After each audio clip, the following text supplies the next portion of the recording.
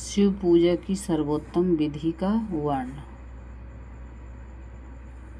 ब्रह्मा जी कहते हैं, अब मैं पूजा की सर्वोत्तम विधि बता रहा हूँ, जो समस्त अभीष्ट तथा सुखों को सुलभ करने वाली है। देवताओं तथा ऋषियों, तुम ध्यान देकर सुनो। उपासक को चाहिए कि वह ब्रह्म मुहूर्त में शयन से उठकर जगदम्बा पार्वती सहित भगवान शिव का स्मरण करें तथा हाथ जोड़ मस्तक झुकाकर भक्तिपूर्वक उनसे प्रार्थना करें। देवेश्वर उठिए, उठिए, मेरे हृदय मंदिर में शयन करने वाले देवता उठिए। उमाकांत उठिए और ब्रह्मांड में सबका मंगल कीजिए। मैं धर्म को जानता हूँ, किंतु मेरी उसमें प्रवृत्ति नहीं होती। मैं अधर्म को जानता हूँ, परंतु मैं उससे दूर नहीं हो पाता।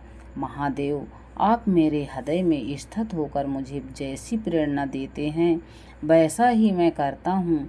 इस प्रकार भक्ति पूर्वक कहकर और गुरुदेव की चरण पादुकाओं का स्मरण करके गांव से बाहर दक्षिण दिशा में मल मूत्र का त्याग करने के लिए जाएं।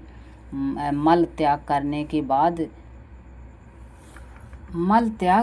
के बाद मिट्टी और जल से धोने के द्वारा शरीर की शुद्धि करके दोनों हाथों और पैरों को धोकर तदुवन करें। सूर्योदय होने से पहले ही दतुवन करके मुंह को 16 बार जल की अंजलियों से धोए। देवताओं तथा ऋषियों षष्ठी प्रतिपदा, अमावस्या और नवमी तिथियों तथा रविवार के दिन शिव भक्तों के यत्न पूर्वक दतुवन को त्याग देना चाहिए।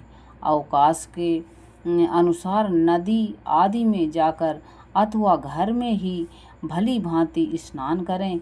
मनुष्य को देश और काल के विरुद्ध स्नान नहीं करना चाहिए। रविवार, श्राद्ध, संक्रांति, ग्रहण, महादान, तीर्थ, उपवास दिवस अथवा अशौच प्राप्त होने पर मनुष्य गर्म जल से स्नान न करें। शिव भक्त मनुष्य तीर्थ आदि में प्रवाह के सम्मुख होकर स्नान करें। जो नहाने के पहले तेल लगाना चाहे, उसे विहित एवं निषिद्ध दिनों का विचार करके ही तैलाभ्यंग करना चाहिए। जो प्रतिदिन नियम पूर्वक तेल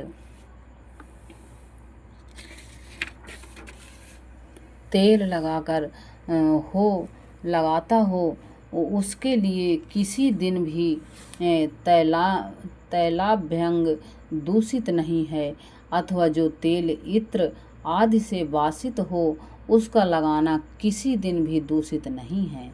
सरसों का तेल ग्रहण को छोड़कर दूसरे किसी दिन भी दूषित नहीं होता। इस तरह देश काल का विचार करके ही विधि पूर्वक स्नान करें। स्नान के समय अपने मुख को उत्तर अथवा पूर्व की ओर रखना चाहिए। उच्छिष्ट वस्त्र का उपयोग कभी न करें।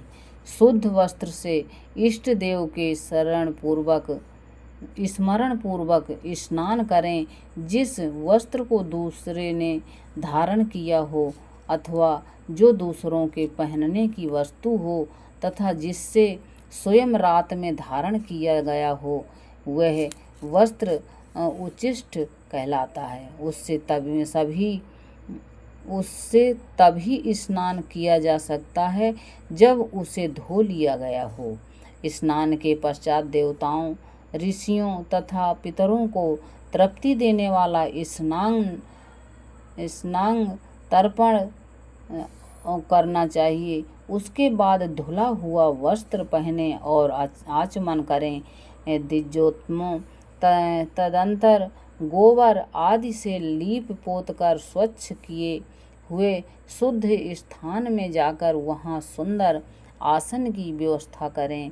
वह आसन विशुद्ध काष्ठ का बना हुआ, पूरा फैला हुआ तथा विचित्र होना चाहिए। ऐसा आसन संपूर्ण अभीष्ट तथा फलों को देने वाला है। उसके ऊपर बिछाने के लिए यथा योग्य मृग चर्म आदि ग्रहण करें। शुद्ध बुद्धि वाला पुरुष उस आसन पर बैठकर भस्म से त्रिपुंड लगाएं। त्रिपुंड से जप तप तथा दान सफल होता है। भस्म के अभाव में त्रिपुंड का साधन जल आदि बताया गया है। इस तरह त्रिपुंड करके मनुष्य रुद्राक्ष धारण करें और अपने नित्य कर्म का संपादन करके फिर शिव की आराधना करें। तत्पश्चात 3 बार मंत्रोच्चारण पूर्वक आचमन करें। फिर वहाँ शिव की पूजा के लिए अन्न और जल लाकर रखें। दूसरी कोई भी जो वस्तु आवश्यक हो उसे यथाशक्ति जुटाकर अपने पास रखें। इस प्रकार पूजन सामग्री का संग्रह करके वहाँ धैर्यपूर्वक स्थिर भाव से बैठें। फिर जल, गंध और अक्षत से युक्त एक अर्घ्य पात्र लेकर उसे दाहिने भाग में रखें। उससे उपचार की सिद्धि होती है। फिर गुरु का स्मरण करें। उनकी आज्ञा लेकर विधिवत संकल्प करके अपनी कामना को अलग न रखते हुए पराभक्ति से सब परिवार शिव का पूजन करे। एक मुद्रा दिखाकर सिंदूर आदि उपचारों द्वारा सिद्धि बुद्धि सहित विघ्नहारी गणेश का पूजन करें। लक्ष्य और लाभ से युक्त गणेश जी का पूजन करके उनके नाम के आदि में प्रणव तथा अंत में नमः जोड़कर नाम के साथ चतुर्थी विभक्ति का प्रयोग करते हुए नमस्कार करें। यथा ओम गणपतये नमः अथवा ओम लक्ष्य लाभयुताय सिद्धि बुद्धि सहिताय गणपतये नमः। तदंतर उनसे क्षमा प्रार्थना करके पुनः भाई कार्तिकेय सहित गणेश जी का पराभक्ति से पूजन करके उन्हें बारंबार नमस्कार करें। तत्पश्चात सदा द्वार पर खड़े रहने वाले द्वारपाल महोदय का पूजन करके सती साध्वी गिरिराज नंदिनी उमा की पूजा करें। चंदन, कुमकुम तथा धूप दीप आदि अनेक उपचारों तथा नाना प्रकार के नैवेद्य से शिवा का पूजन करके नमस्कार करने के पश्चात साधक शिव जी के समीप जाए। यथासंभव अपने घर में मिट्टी, सोना, चांदी, धातु व अन्य पारें आदि की शिव प्रतिमा बनाएं और उसे नमस्कार करके भक्तिपरायण हो उसकी पूजा करें। उसकी पूजा हो जाने पर सभी देवता पूजित हो जाते हैं। मिट्टी का शिवलिंग बनाकर विधि पूर्वक उसकी स्थापना करें।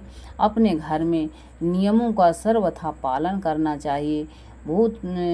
भूत शुद्धि एवं मात्र कन्यास करके प्राण प्रतिष्ठा करें। शिवालय में दिक्पालों की भी स्थापना करके उनकी पूजा करें। घर में सदा मूल मंत्र प्रयोग करके शिव की पूजा करनी चाहिए। वहाँ द्वारपालों के पूजन का सर्वथा नियम नहीं है। भगवान शिव के समीप ही अपने लिए आसन की व्यवस्था करें। उस समय उत्तराभिमुख बैठकर फिर आचमन करें। उसके बाद दोनों हाथ जोड़कर तब प्राणायाम करें।